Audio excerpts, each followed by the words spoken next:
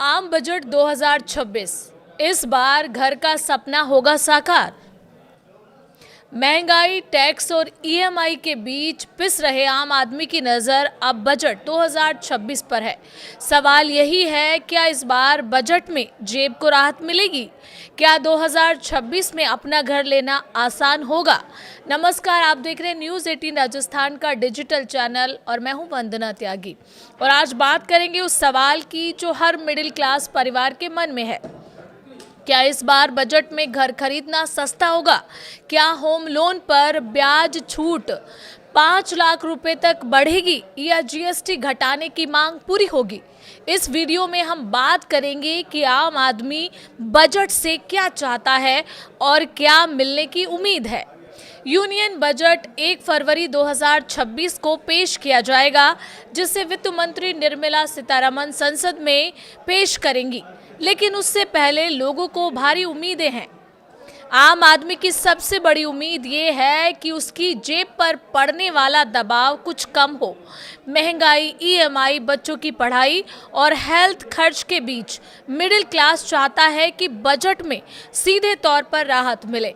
इस बार बजट से पहले जो संकेत और मांगे सामने आई है, उनमें ये सवाल तेज हो गया है कि क्या सरकार आम आदमी को कुछ ठोस राहत दे पाएगी।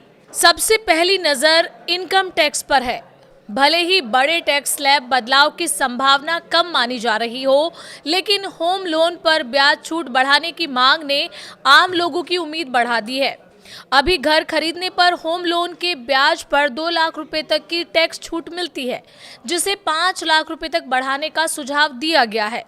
अगर ये लागू होता है तो घर खरीदने वाले लाखों परिवारों को हर साल अच्छी खासी टैक्स बचत हो सकती है।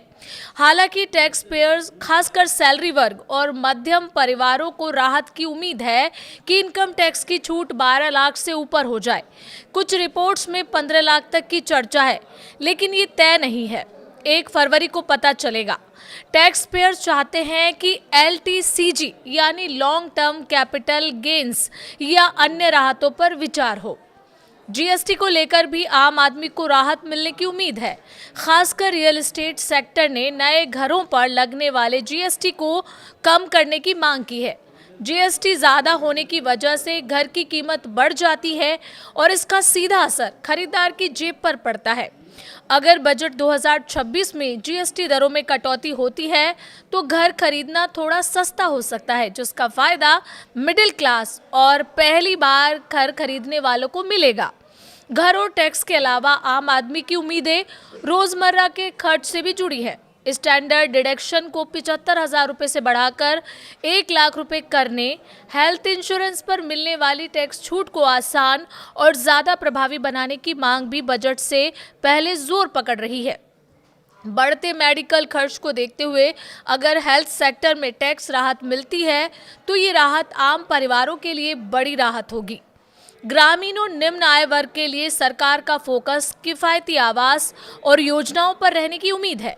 प्रधानमंत्री आवास योजना के तहत अब तक करोड़ों घर बनाए जा चुके हैं और बजट 2026 में इसके अगले चरण को आगे बढ़ाया जा सकता है, तो शहरी और ग्रामीण दोनों इलाकों में रहने वाले गरीब और मध्यम वर्ग को पक्का घर मिलने का रास्ता और साफ होगा।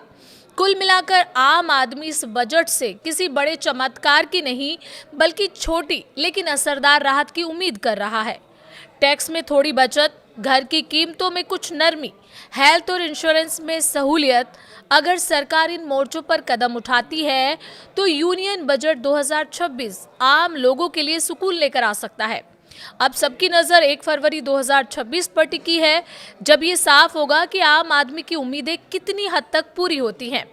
आपको क्या लगता है कि सरकार इस बजट से क्या राहत दे सकती है? और आप हमें अपनी राय कमेंट कर बता सकते हैं।